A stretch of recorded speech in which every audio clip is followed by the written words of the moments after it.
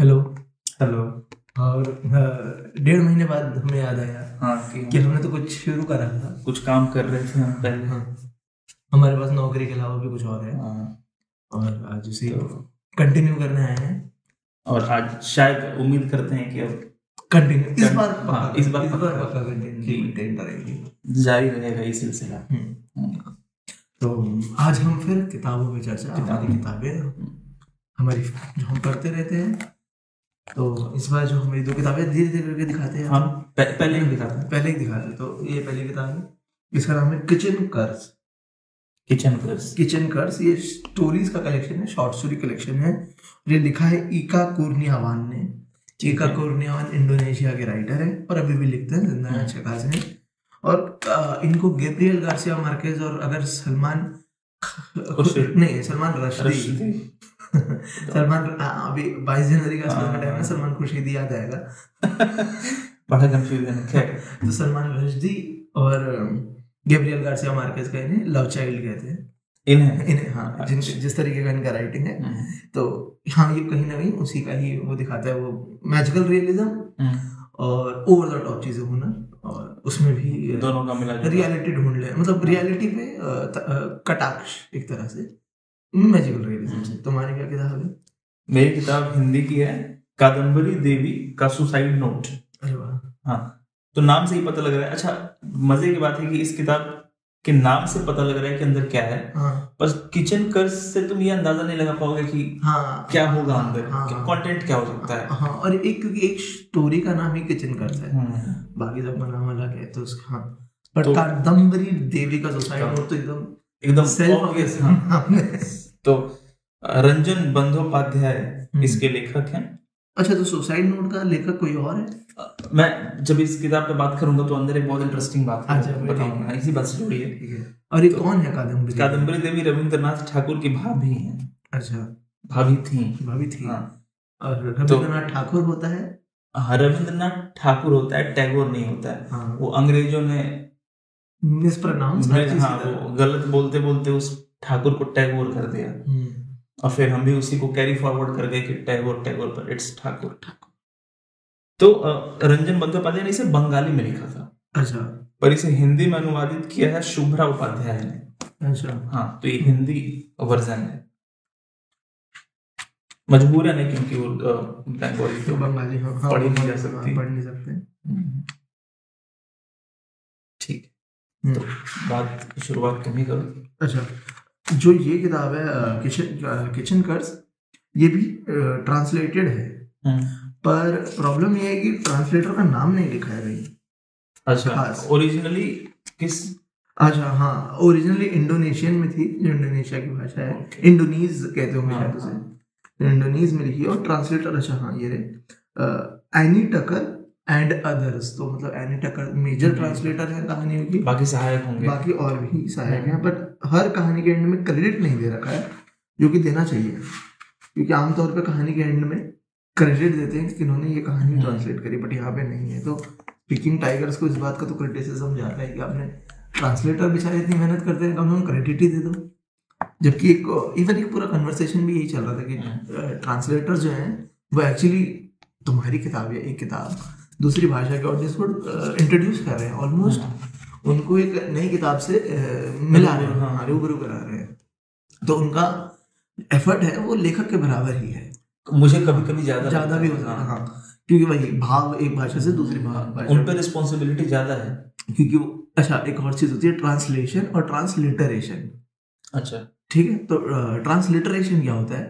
Transliteration होता है कि ही सच एस, तो ये कितना बड़ा, हाँ ऐसा है। बट क्या ये सही ट्रांसलेशन है? नहीं है ना।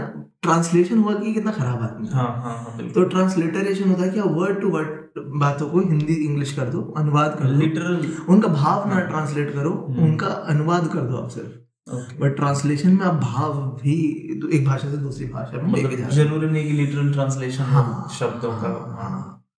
तो ये होता है। हाँ, तो ठीक है, एक कहानी के हिसाब से शुरू करते हैं, इसके बारे में थोड़ा बहुत। तो मैंने पहले भी ईका कुर्नियावान की किताब एक पढ़ी हुई है जिसका नाम है vengeance is all mine other पे कैश। ओके, तो वेंजेंस इज ऑल माइन ये बाइबल का कोट है, ठीक है। मतलब गॉड ने लोगों से कहा था कि वेंजेंस इज ऑल माइन, मतलब बदला मैं ही ले सकता हूँ किसी का भी, और जिसका जैसा मतलब ये मेरा इंटरप्रिटेशन है जो मैंने सुन के जो मैं समझ पाया हूँ, ठीक है। मतलब मैं ये नहीं कह रहा हूँ कि बाइबल में ही लिखा है, मैं कह रहा हूँ जो मुझे समझ आया कि वेंजेंस इज ऑल माइन, जिसके साथ जो करना है वो मैं डिसाइड करूंगा, गॉड डिसाइड करेगा, इंसान डिसाइड नहीं करता। तो इस कोट को लेके vengeance is all mine, other पे कैश, राइटर ने उसमें और आगे बढ़ा दिया है कि अच्छा वेंजेंस भी मेरा है पर बाकी सब कैश में पे करेंगे मुझे। अच्छा बदला मैं लूंगा, उसके पास पैसा भी लूंगा उसका। अच्छा ठीक है। क्या कहाँ लिखा है ये इस किताब में, क्या है मतलब ये, और जो इनकी दूसरी किताब मैंने पढ़ी उसका नाम है vengeance is all mine all other पे कैश। ठीक ठीक ठीक है, वो बड़ी अच्छी फनी किताब है, और शायद हमने उसकी बात करी है नहीं करी, मुझे नहीं लगता कभी करी है। ठीक है। अच्छा इसमें जो जितनी भी स्टोरी है शॉर्ट, हाँ, वो सब अलग अलग मूड्स की हैं या एक ही थीम है, मतलब हॉरर ही है या नहीं? हाँ रोमांस ही है सब, ऐसा कुछ? मोस्टली पॉलिटिकल कहानियां हैं, पॉलिटिकल कहानियां। इंडोनेशिया की जो पॉलिटिक्स है उसके अराउंड, क्योंकि इंडोनेशिया में बहुत एक रिलीजियस गवर्नमेंट है, सुन्नी रिलीजियस गवर्नमेंट है बहुत ज्यादा, और बहुत एक्सट्रीमिस्ट है, और इका कुर्नियावान उसमें बिलीव नहीं करते हैं, तो बहुत ज्यादा कटाक्ष है कहानी में, ज्यादातर कहानियों में सरकार पे ही कटाक्ष हो रहे हैं और वहाँ की। इससे एक फायदा ये होता है कि इंडोनेशिया की पॉलिटिक्स से थोड़ा सा हम रूबरू हो जाते हैं एक सॉफ्टली, मतलब ऐसा नहीं कि हम सीधा कूद पड़े नॉन फिक्शन किताब लेके पढ़ने के लिए, एक होता है कि अच्छा हमें आइडिया लग जाता है कि वहाँ की पॉलिटिक्स में चल क्या रहा है। इंडोनेशिया को लेके भारतीय नेता, कुछ नेता, पूर्व नेता, या कुछ अभी भी पॉलिटिकल एक्टिविस्ट कहते रहते हैं ना कि इंडोनेशिया भारत के ही जैसा एक देश है जो राम को अपना वो मानता है, और ये है इस किताब में। अच्छा वहां पे क्योंकि हिंदू किंग हुआ करते थे पहले वहां पे, फिर वहां पे बाद में कन्वर्जन हुआ, और टेम्पल्स भी हैं वहां पे, टेम्पल्स भी, हाँ वहां पे इवन लोगों के नाम भी महाभारत के कैरेक्टर्स होते हैं, अभी भी लोगों के नाम अभी भी अर्जुन होते हैं। एक नेता वाजपेयी जी एक बार भाषण में कह रहे थे कि मैं जब वहां गया था तो मैं एक होटल में ठहरा जिसका नाम था कनिष्क होटल, तो मैंने उनसे पूछा कि भाई यहाँ इंडोनेशिया में कनिष्क क्या कर रहा है, तो उन्होंने भी बताया कि हम भी मानते हैं, हमारी भी मान्यताएं आपसे जुड़ी हुई हैं। हाँ वहाँ पे बड़ा इंटरेस्टिंग है कि वो मानते हैं, अपना फेथ इस्लाम है, अपने वो मुस्लिम भी मानते हैं, पर अपने ये वाला हिस्ट्री को उन्होंने छोड़ा नहीं है। ये बहुत ब्यूटीफुल पार्ट है। वो अभी भी उनके टेम्पल्स चलते हैं, वहाँ पे टूरिस्ट आते हैं, कमाल, उनके नाम भी इसी से इन्फ्लुएंस्ड होते हैं हमारे यहाँ से, कमाल है ना। तो इसकी जो मेजर कहानी है मैं उन पे ही बात करूंगा, ज्यादा सब पे नहीं। जैसे पहली जो कहानी है ना जो मुझे काफी अच्छी लगी थी वो है ग्राफिटी इन द टॉयलेट, और दूसरी कहानी का नाम है डोंट पिस हेयर। दोनों रिलेटेड नहीं है, अच्छा सुनने बस पर टाइटल है, हाँ पर पहली कहानी और दूसरी कहानी का बट सार रिलेटेड है कहीं ना कहीं। ग्राफिटी इन द टॉयलेट ये एक स्कूल है, अब ये का कुर्नियावान का सोच भी आपको दर्शा दे वो किस तरीके के लिखना पसंद करते हैं चीजें। एक टॉयलेट है, एक सरकारी स्कूल है, उसका एक टॉयलेट है, बहुत गंदा टॉयलेट है, और वहां पे क्या होता है कि बच्चे जाते तो है, अपने आप को बंद करते हैं और लिपस्टिक से, चौक से, किसी चीज से भी दीवार पे कुछ भी लिखने लगते हैं। तो पहले एक दूसरे को थ्रेट लिखते हैं कि मैं उसे मारूंगा, मैं इसे मारूंगा, और फिर बच्चे आते हैं, कुछ बच्चे क्रांति के स्लोगन लिखने लगते हैं कि कम्युनिस्ट पार्टी एक दिन आएगी इंडोनेशिया में और लेफ्ट होगा और ये होगा। फिर नीचे और आ जाते हैं कि मुझसे बात करने के लिए इस नंबर पे फोन करें। तो उन्होंने उस टॉयलेट के अंदर ना, उस टॉयलेट के अंदर इंडोनेशिया की पॉलिटिक्स को दिखाया कि यही है यहाँ का पॉलिटिकल डिस्कोर्स पूरा ये है कि एक आता है कि मैं इसको जान से मार दूंगा, मैं इसको खत्म कर दूंगा, दूसरा आता है कि नहीं लेफ्ट होगा, लाल लाल फहरा देंगे हर जगह, और तीसरा है कि अच्छा मीठी मीठी बात करने के लिए नंबर पे फोन करें, जो मतलब लोगों को बस मीठी टॉफी देते रहते हैं बस, और कुछ नहीं। लॉलीपॉप पकड़ाते हैं। तो वो बड़ी इंटरेस्टिंग तरीके से एक स्कूल के टॉयलेट में इन्होंने दिखाया है। मैं से ज्यादा समझाना पसंद नहीं करूंगा, हाँ वो पढ़ के, हाँ, पर ये बड़ा फनी तरीका है कि पॉलिटिकल डिस्कोर्स एक टॉयलेट में, हाँ इंडियन स्टाइल टॉयलेट में बंद करके आप, और एंड में टॉयलेट ओवरफ्लो हो जाता है। अच्छा हाँ, तो इस ओवरफ्लो होने का मतलब हाँ वो लिटरल मतलब नहीं है इसका, हाँ वो ओवरफ्लो हो जाता है।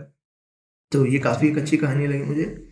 एक और है डोंट पिस हेयर, जैसा टाइटल है वही हो रहा है कहानी में। एक दुकान है, अच्छा एक महंगी दुकान है बहुत, इंटीरियर डिजाइनर की, और वो उसकी दुकान के बाहर रोज रात को कोई आकर टॉयलेट करता है, बिल्कुल दुकान की गेट पे, और उसकी वजह से पूरी दुकान में बदबू हो जाती है।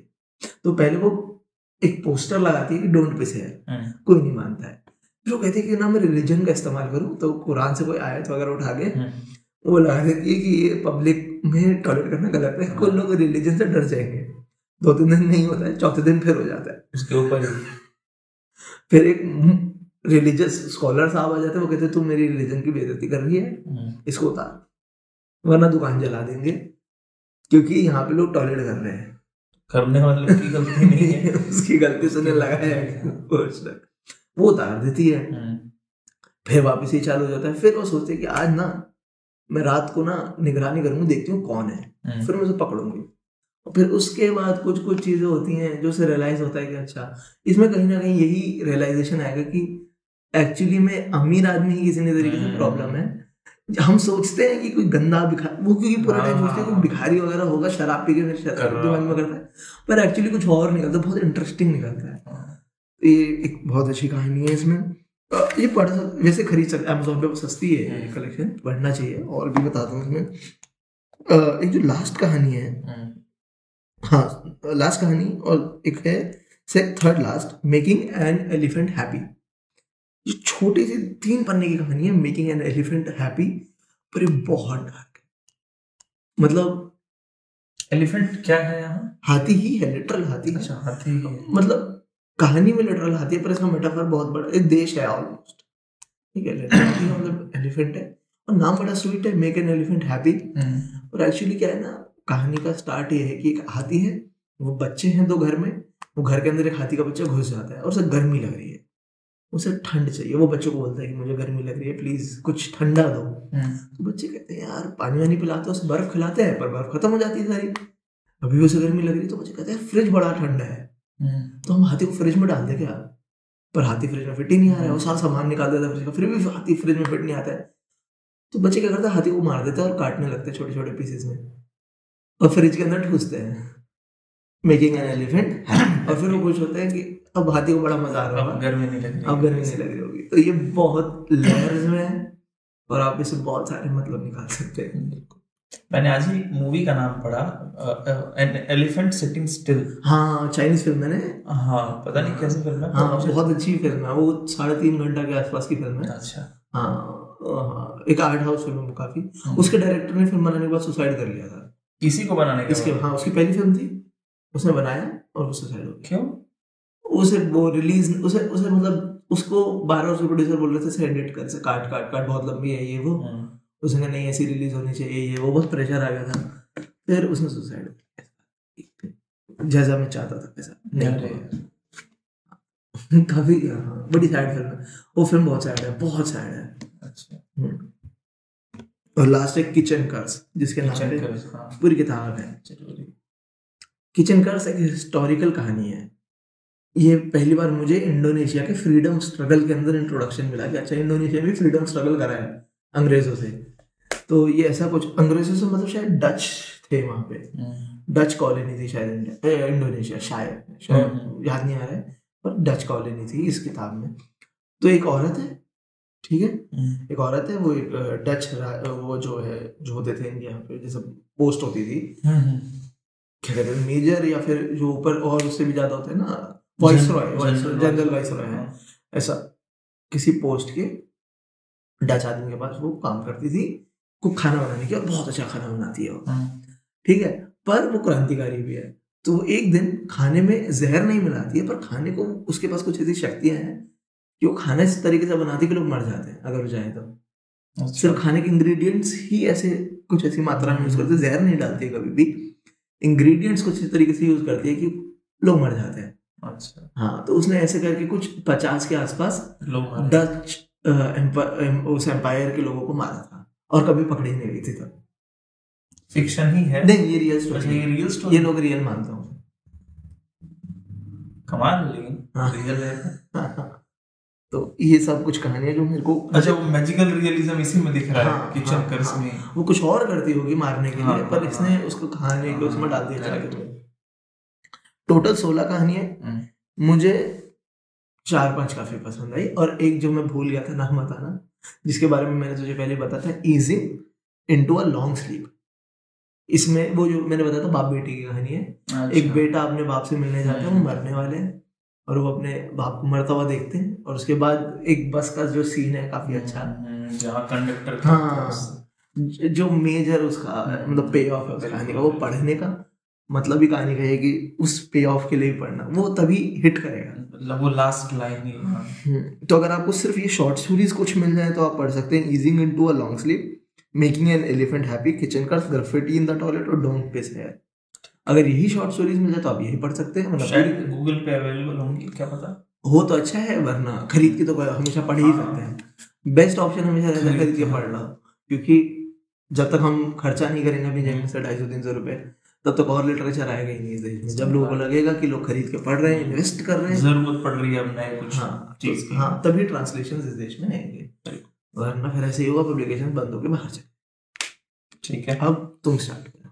तो क्योंकि नाम है कादम्बरी देवी का सुसाइड नोट, तो खुशी की बात तो नहीं होगी अंदर ऐसा कुछ भी नहीं होगा जिससे हर्ष उल्लास हो। हाँ कुछ ऐसे सीन हैं, क्योंकि अच्छा मैं इस बात करने से पहले कादम्बरी देवी और रविंद्रनाथ ठाकुर के बीच में एक बड़ा ही प्यारा सा संबंध था। अच्छा ठीक है, उस संबंध को आप पर्सनल कह सकते हैं, इंटीमेट कह सकते हैं, दोनों दूसरे के साथ इंटीमेट थे, है ना। तो अब ये सुसाइड नोट रियल है या बनाई गई है, अच्छा इस पे भी सवाल है। अभी तुम मुझे से पूछ रहे थे ना कि राइटर और क्यों लिख रहा है, हाँ कोई और ऑथर की तो इसका जवाब यहाँ लिखा हुआ है। मैं पूरी तरह से नहीं समझ पाया पर मैं पढ़ देता हूँ, ठीक है। इस उपन्यास को लिखने तक एक प्रश्न मुझे अहरह विमूढ़ करता रहा। क्या है प्रश्न? क्या लिखा था कादम्बरी देवी ने अपने सुसाइड नोट में? अच्छा, ये ऑथर ही पूछ रहा है खुद से, क्या लिखा था कादम्बरी देवी ने अपनी सुसाइड नोट में, क्या लिख सकती थी वे, ठीक है, किसे संबोधित करके वे अपना सुसाइड नोट लिखती। मैंने मान लिया कि कादम्बरी देवी का वह सुसाइड नोट उनकी आत्महत्या के 127 वर्ष बाद अचानक मिल गया। मैंने मान लिया, अच्छा मैंने मान लिया कि 127 वर्ष के बाद वो अचानक मिल गया। ये भी मान लिया कि उसे रविंद्रनाथ ने आग में भस्म नहीं होने दिया। अच्छा, यह भी मान लिया कि उस झुलसे सुसाइड नोट को अंततः पढ़ा भी गया। फिर शुरू होता है। अच्छा, तो शायद इस तरीके से कि मतलब जो मैं समझ पा रहा हूँ कि उन्होंने उनकी लाइफ के ऊपर रिसर्च करा, हाँ, और फिर एक फिक्शनल सुसाइड नोट उनकी क्या हो सकता है, क्या लिख सकती है, एक फिक्शनल उनका सुसाइड नोट लिखा कि शायद हो सकता है ऐसा हो।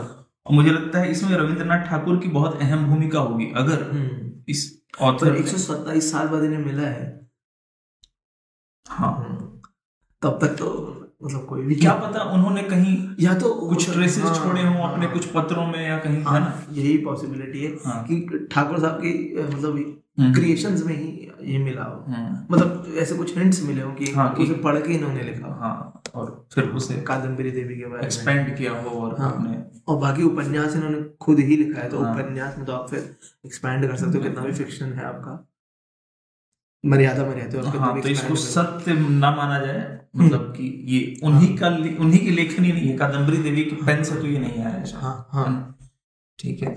तो कादम्बरी देवी ठाकुर बाड़ी जो थी, ये वैसे एक बड़ा थोड़ा सा ये बड़ा कमाल है ना, लोग जैसे ऑटोबायोग्राफी होती है, तुम अपनी बायोग्राफी खुद लिखो, बायोग्राफी होती है कि तुम मेरी बायोग्राफी लिखो या मैं तुम्हारी बायोग्राफी लिखूं। तो ये ऑटो सुसाइड नोट नहीं है, ये सुसाइड किसी और हाँ, मतलब अजीब नहीं, मतलब कि मैं तेरे नाम से सुसाइड नोट लिख रहा हूँ 150 साल बाद की। पर मुझे ज्यादा आनंद आता, आनंद का विषय हालांकि नहीं है, फिर भी अगर कादम्बरी देवी का ओरिजिनल सुसाइड नोट मिला होता और वो छपा होता, वो तो फिर तो और इंसाइट मिलता जीवन में। इसकी सत्यता कितनी है मैं नहीं जानता, पर फिर भी। तो कादम्बरी देवी ठाकुर बाड़ी बहुत बड़ा एक घर था, मकान था, जहाँ रहते थे ये लोग। इनका पूरा परिवार बहुत धन वाले लोग थे, बड़े लोग थे, है ना, जमींदार किस्म के लोग थे और पढ़े लिखे लोग थे। तो कादम्बरी देवी, अब जहाँ ठाकुर बाड़ी बहुत बड़ा बंगला हो तो वहाँ काम करने वाले बहुत सारे लोग होते हैं। तो कादम्बरी देवी के पिता भी उनके यहाँ काम करते थे, ठीक है, काइंड ऑफ नौकर ही कह सकते थे, ठीक, किसी खास तरह का काम देखते थे। और बिल्कुल तल पे, जैसे 2-3 तल का अगर मकान है तो सबसे निचले तल पे एक छोटे से कमरे में कादम्बरी देवी का जन्म हुआ। ठीक है। और वहीं उनके पिताजी भी रहते थे। तो वहीं पली बड़ी। पर स्टेटस इतना कम था, खाने पीने का, पहनने का, या फिर कोई मित्र भी नहीं था, कोई दोस्त भी नहीं था। तो ठाकुर बाड़ी में रहते हुए भी अपने आप को ठाकुर बाड़ी से कभी जोड़कर नहीं देख पाई कादम्बरी देवी। कोई नहीं देख पाएगा, है ना? वही एकदम एक अलगाव, एक डिस्टेंस तो रहा ही हमेशा मन के भीतर, चाहे फिजिकली वहीं क्यों ना रहती हूँ। तो हमेशा ठाकुर के बच्चों को, ठाकुर लोगों को देखकर सोचती कि इनका जीवन कैसा होगा, कैसे रहते होंगे, क्या है ना। बचपन में माँ का प्रेम नहीं मिला, माँ शायद स्वर्गवासी होंगी, ठीक, जन्म देने के कुछ ही समय बाद। तो बहुत प्रेम का अभाव रहा कादम्बरी देवी के जीवन में। एक बच्चा जो बिल्कुल ही नहीं जानता हो कि दुलार लाड़ प्यार क्या होता है, एकदम ही ऐसे ड्राई लाइफ हो जिसकी, है ना, ऐसे ही बड़ा हो गया। तो कादम्बरी देवी उस तरह की एक बच्ची थी, बड़ी हुई। 9 साल की उम्र में इनकी शादी करवा दी गई। अब ठाकुरबाड़ी के लोग अगर चाहें कि इस घर में एक अच्छी बच्ची है नीचे शादी, तो मना नहीं, इतने बड़े स्टेटस के नहीं इनके फादर की मना करने की नहीं, ऐसा नहीं। उनके लिए तो एक और अच्छी ही बात है कि चलो बड़े लोगों के घर में चली जाए, बेटर है उनके लिए, मतलब वो तो बेटर ही समझ रहे हैं। तो शादी हो गई रविंद्रनाथ ठाकुर के बड़े भाई के साथ, ठीक है, ज्योतिन्द्रनाथ ठाकुर। ज्योतिन्द्रनाथ ठाकुर ये भी राइटर थे। हाँ, ये बहुत पढ़े लिखे नाटक लिखते थे, ठीक है, नाट्य शास्त्र के बहुत ज्ञाता थे, ठीक है, बहुत सारे नाटक लिखते थे और बहुत पढ़े लिखे भी थे, विदेश से पढ़े लिखे थे, बहुत इंटेलेक्चुअल किस्म के आदमी थे। तो उनसे शादी हुई, लेकिन दुख की बात ये थी, सुसाइड तक पहुंचने का जो रास्ता है वो कैसे कैसे होके गुजरा, उसमें एक सबसे अहम भूमिका थी खुद इनके पति की। क्योंकि इनके पति ने कितना ही बड़ा घर हो, घर में कितने ही सदस्य हों, लेकिन जिनके साथ आप रहते हैं, जो मतलब जिनसे बिल्कुल अपना रिलेशन, पति, अगर उसका एक्सेप्टेंस मिल जाए तो बाकी लोग अगर ना भी कंसीडर करें, एक्नॉलेज ना भी करें, तो एक सुकून रहता है कि मेरे साथ जो रहता है उसका मेरे ऊपर विश्वास है, मेरा पति तो कम से कम मेरा है। ये छोटा मोटा सहारा नहीं है, बड़ा सहारा है। पर इनके पास वो सहारा भी नहीं था। अच्छा, मतलब इनके पति ने कभी इन्हें ओन नहीं, मतलब वो रिश्ते को कभी माना नहीं किया वैसे, ठीक है। हमेशा क्यों नहीं किया, इस किताब में इस बात का जिक्र नहीं है, क्यों नहीं एक्सेप्ट किया। शायद कम पढ़ा लिखा मानते थे, क्योंकि घर की जो सबसे बड़ी बहू थी ज्ञानंदिनी देवी, शायद भूल रहा हूं उनका नाम, हाँ, ज्ञानदानंदिनी देवी, ठीक है। तो उन्होंने सबसे मेजर भूमिका प्ले करी इनको ऐसे एलिनेशन में इनके, ठीक है, कि अरे ये कभी नहीं बराबर बैठ पाएगी ज्योतिन्द्रनाथ के, वो इतना पढ़ा लिखा, ये अनपढ़ बिल्कुल, और फिर वो भी ना कि नौकर की बेटी छोटे घर की, है ना। तो उस वो एक तिरस्कृत करने का जो भाव उनका रहता था वो हमेशा ही रहता था इनके प्रति, कभी एक्सेप्टेंस उनसे नहीं मिला। और ज्योतिन्द्रनाथ हमेशा उनके ही कक्ष में रहते थे, ठीक है। अच्छा, अपनी भाभी के बड़ी इसलिए नहीं कि कोई संबंध था, इसलिए कि उनके यहाँ महफिल बैठती थी उनके कक्ष में। अच्छा, गाना बजाने का, लिटरेचर पे डिस्कशन का, नाटक करते थे कुछ लोग। तो ये पूरा एक माहौल रहता था, एक मजमा रहता था, तो वहीं रहते थे हमेशा ज्योतिन्द्रनाथ, पत्नी के कक्ष में कम ही आते थे। एक छोटी सी बात यहाँ लिखी है, वो पढ़ना चाहूंगा, जो शुरुआत की ही कुछ 2-3 पन्ने पे है। ये बहुत दुखी करती है बात। 3 लाइन 4 लाइन है कि कादम्बरी देवी की आत्महत्या के बाद ही सत्येंद्रनाथ ठाकुर की पत्नी मंजली बहू ठाकुरानी ज्ञानंदिनी देवी और ज्योतिन्द्रनाथ जहाज से घूमने गए। अच्छा, मरने के बाद ही उन लोगों ने रविंद्रनाथ को भी साथ में लिया, ठीक है। तो मतलब जीते जी तो कुछ लगाव था ही नहीं, मरने के बाद भी बेचारी मर भी गई तो कुछ सबको कोई फर्क नहीं पड़ा, घूमने चले गए जहाज से। तो ये बहुत दुखदाई है, पढ़ के अच्छा नहीं लगता है। और एक 19 साल की लड़की जो सुसाइड कर रही है, बहुत उम्र भी नहीं है उसकी, ठीक है। तो इन्होंने, जब इनका और रविन्द्रनाथ ठाकुर का संबंध धीरे धीरे बढ़ने लगा, एक ही साथ रहते थे, तो एक छोटा सा गार्डन सेट किया था, ठीक है। तो वहां रविन्द्रनाथ ठाकुर और कादम्बरी देवी मिलते जुलते थे। तो छत के पास एक छोटा सा गार्डन तैयार किया था, वहीं बैठते थे, बातचीत करते थे, एक दूसरे के साथ रहते थे, ज्यादातर टाइम वहीं बिताते थे। तो धीरे धीरे वहीं उनका संबंध और गहरा होता गया। फिर कमरे वमरे में भी जाने लग गई, ये सब होता रहा। फिर ज्ञानंदिनी देवी को लगा कि रविंद्रनाथ की वजह से ये खुश रहने लगी है। अच्छा, इसकी लाइफ में एक चिराग मिल गया है इसको, एक उजाला, एक सपोर्ट मिला है इसको, होप की रोशनी। उसको कैसे छीना जाए? अच्छा, उस सपोर्ट को, है ना। तो उस सपोर्ट को छीनने का सबसे आसान तरीका था कि ठाकुर जी की शादी करा दो। तो ऊपर से आदेश उन्होंने करवाया इनके पिता को बोल के। इनके पिता कहते तो शादी, उस जमाने में पिता का वाक्य ब्रह्म वाक्य था, कोई मना नहीं करता था। इवन अभी भी लोग इसी में फंसे हैं। तो पिता ने आदेश पारित किया कि तुम शादी करो जल्दी से जल्दी। उन्हें करना पड़ा। अच्छा, तो शादी जब हो गई तो ज्ञानंदिनी देवी एकदम ही अकेली पड़ गई। ना पति, ना भाभी, ना घर में कोई, ना कोई बच्चा जिसके साथ समय बिता सके। इन्होंने इस बात का जिक्र किया है कि अगर मेरा एक बच्चा भी होता तो मैं नहीं मरती। अच्छा, क्योंकि मैं उसके सहारे जी लेती, पर मैं क्योंकि बच्चा भी नहीं और कोई नहीं है तो मैं किसके सहारे जीती? तो मेरे पास कोई रास्ता ही नहीं बचा है मृत्यु के अलावा, है ना। तो ठाकुर के शादी, रविन्द्रनाथ ठाकुर के शादी के 4 महीने बाद ही इन्होंने आत्महत्या कर ली, महज 4 महीने बाद। कैसे करी थी आत्महत्या? बहुत ज्यादा अफीम की गोलियां खा ली थी। ढेरों, मतलब मुट्ठी भर अफीम की गोलियां खा ली। तो इतनी गोलियां खा ली कि हालांकि डॉक्टर्स बहुत सारे लगे रहे, 2-2, 3-3 डॉक्टर्स लगे रहे, पर इतना होने के बाद कुछ नहीं होता। तो एक जगह एक छोटी सी बात है, अपने कमरे में बैठे बैठे हमेशा देखती रहती थी रविन्द्रनाथ ठाकुर के कमरे की तरफ कि कभी बाहर आएंगे, कभी तो देखेंगे, कभी तो मेरे कमरे में आएंगे, है ना, एक उम्मीद। तो नई पत्नी के साथ ठाकुर हमेशा अंदर रहते थे, ठाकुर जी, है ना, रविन्द्रनाथ ठाकुर।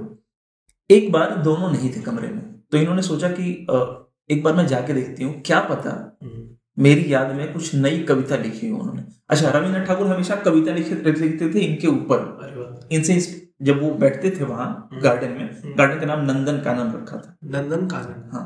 तो नंदन कानन में जब भी बैठते थे तो इनकी ब्यूटी से और इनके प्रेम में इंस्पायर होकर बहुत कुछ लिखते थे और इनको पढ़ाते थे कि ये सब तुम्हारे लिए ही है ना। तो इनको बहुत अच्छा लगता था।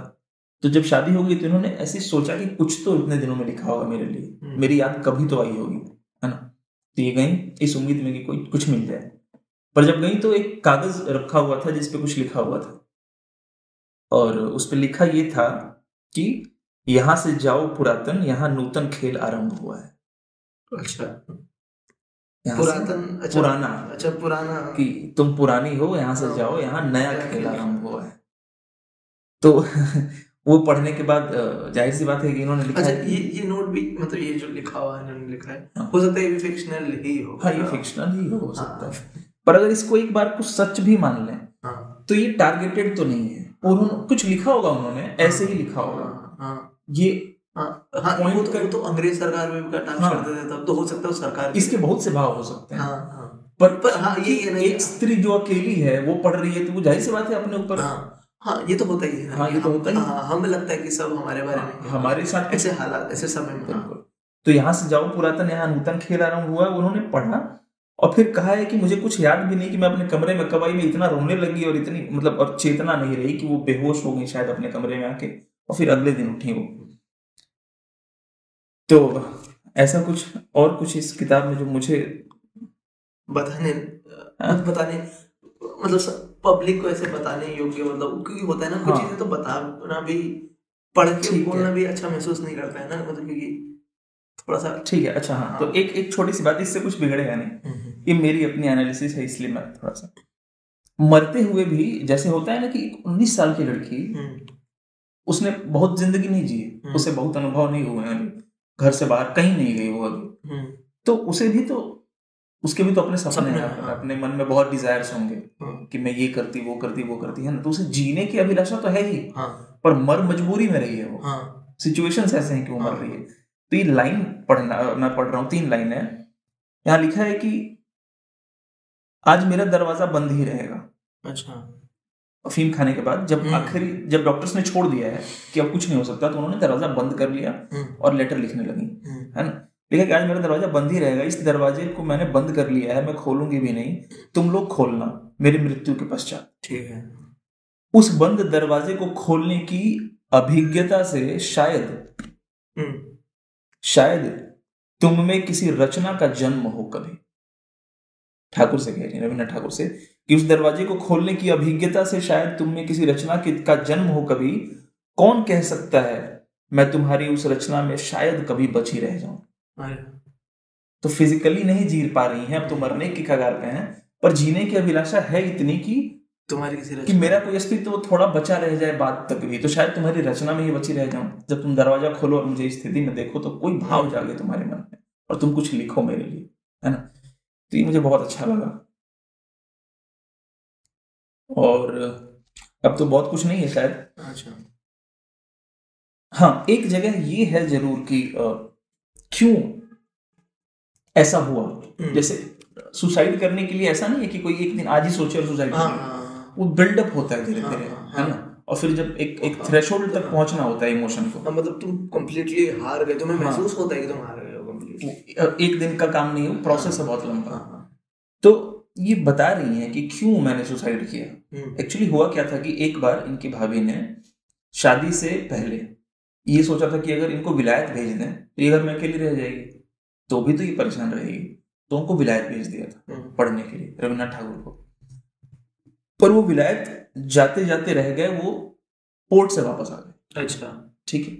इन्होंने क्या लिखा है देखना कि तुम जैसे ही विलायत से वापस आए, अच्छा सॉरी, पहली बार विलायत चले गए थे, दूसरी बार नहीं गए, पोर्ट से वापस आ गए। तो ये पहली बार का जिक्र है कि तुम जैसे ही विलायत से वापस आए ठाकुर पो कहती थी उनको, बंगाली में कुछ होता होगा।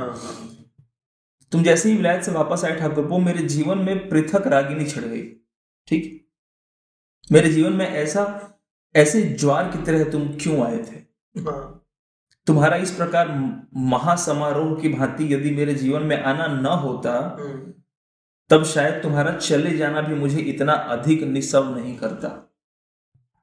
मतलब मैं जो ये इतनी असहाय हूं आज कि तुम चले गए, अब तो मैं ये स्थिति हो गई कि मुझे मरना पड़ रहा है, ये शायद नहीं होता अगर तुम एट फर्स्ट हैंड आए ही ना होते मेरे लिए। अच्छा, कभी वापस। अच्छा,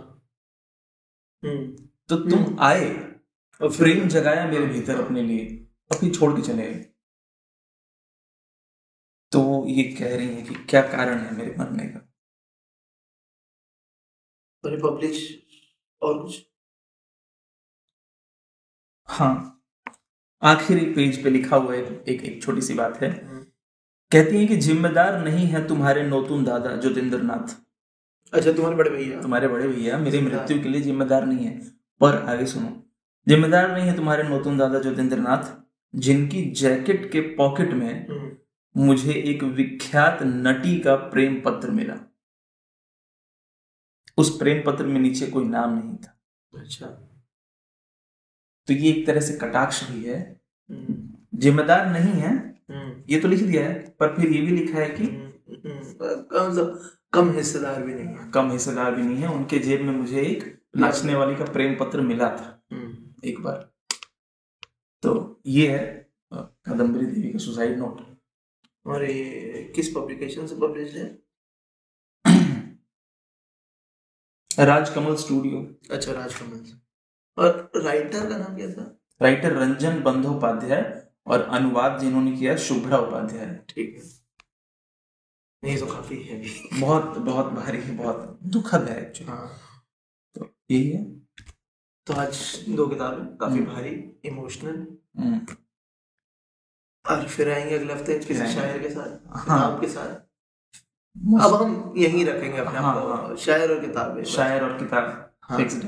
फिल्में हम नहीं करेंगे, जो हम एक्सपेंड करने का ट्राई कर रहे थे हम नहीं करेंगे, यही बेहतर है। ठीक है, कोई बहुत अच्छी फिल्म मिल गई तो कह नहीं सकते। हाँ, जिस पे बनता है, जिस पे बात करना बनता है। हाँ। तब तक के लिए फिर अगले हफ्ते मिलते हैं। धन्यवाद।